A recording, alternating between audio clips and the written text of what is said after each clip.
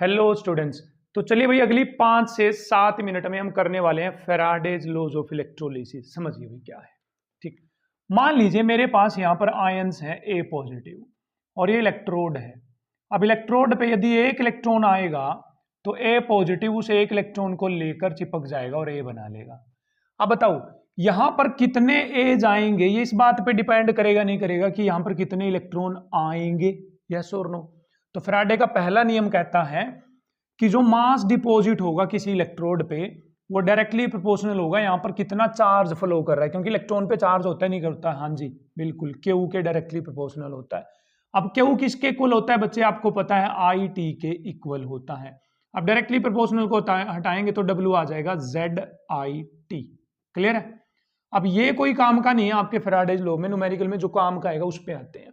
अब बताइए यदि मेरे को कैल्शियम 2 पॉजिटिव को कैल्शियम में कन्वर्ट करना है तो कितने इलेक्ट्रॉन चाहिए, मेरे को 2 इलेक्ट्रॉन चाहिए। अब इसको दूसरी लैंग्वेज में समझो।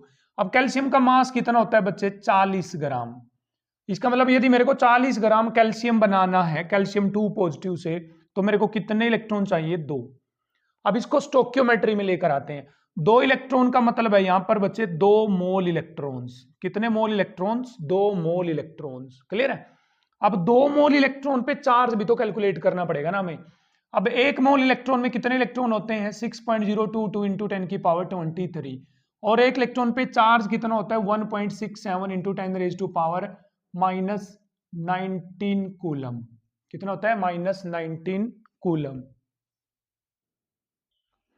10 रेज टू पावर -19 कूलम। जब आप इसको कैलकुलेट करेंगे तो आएगा 96,500 कूलम। ये कितने मोल इलेक्ट्रॉन का चार्ज है, 1 मोल इलेक्ट्रॉन का चार्ज। 96,500 कूलम को बोला जाता है 1 फैराडे। अब बताओ यहां कितने मोल का इलेक्ट्रॉन चाहिए, 2 मोल इलेक्ट्रॉन का चार्ज चाहिए और 1 मोल इलेक्ट्रॉन का चार्ज है 1 फैराडे, तो 2 मोल इलेक्ट्रॉन का चार्ज 2 फैराडे। तो यहां से हम ये सीख गए 40 ग्राम कैल्शियम डिपॉजिट करने के लिए 2 फैराडे चाहिए। 40 ग्राम कैल्शियम डिपॉजिट करने के लिए 2 फैराडे चार्ज चाहिए। अब आप इसको ऐसे समझो, 1 ग्राम कैल्शियम डिपॉजिट करने के लिए कितना फैराडे चाहिए, 2 फैराडे डिवाइड बाय 40। अब आपको कितने भी ग्राम डिपॉजिट करना है, मान लो आपको 20 ग्राम डिपॉजिट करना है, ठीक, तो कितना चार्ज चाहिए तुम्हारे पास आ गया 2f डिवाइड बाई 40 और 20 आ जाएगा इनटू में, ये आ गया बच्चे क्यू के इक्वल।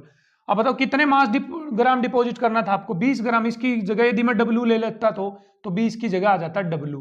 तो ऐसे डब्ल्यू की वैल्यू निकाल लो आप, किसके इक्वल आ जाएगा 40 इंटू में क्यू और डिवाइड बाई 2 इंटू में एफ। तो ये फॉर्मूला बन गया अब हमारे पास मास डिपॉजिट निकालने का। तो सुनो क्या, 40 क्या था इसका मोलर मास कैल्शियम का, तो किसी का भी मोलर मास ले लो। क्यू की वैल्यू क्या होती है, आई इंटू में टी डिवाइड बाई 2 क्या था 2, बताइए 2 क्या था, कैल्शियम की वैलेंसी मतलब एन फैक्टर, तो एन फैक्टर आ गया इंटू में फैराडे आग की वैल्यू क्या होती है 96,500 कूलम। अब आप इस फॉर्मूले को अप्लाई करके कहीं पर भी कुछ भी निकाल सकते हो।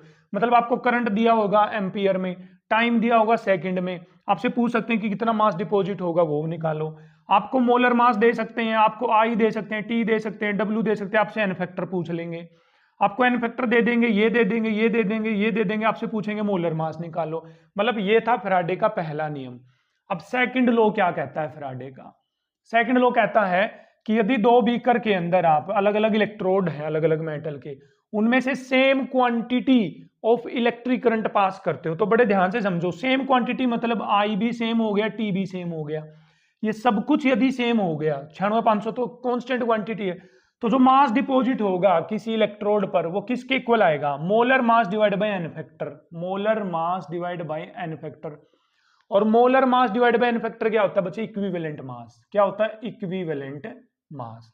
तो ये आ गया भाई, ठीक। अब ये है यदि ए का मास डिपॉजिट होगा तो वो आएगा equivalent mass of A divide by B का मास कितना डिपॉजिट होगा, वो आएगा इक्विवेलेंट मास ऑफ बी के इक्वल। ये कहता है फैराडे का सेकंड लॉ।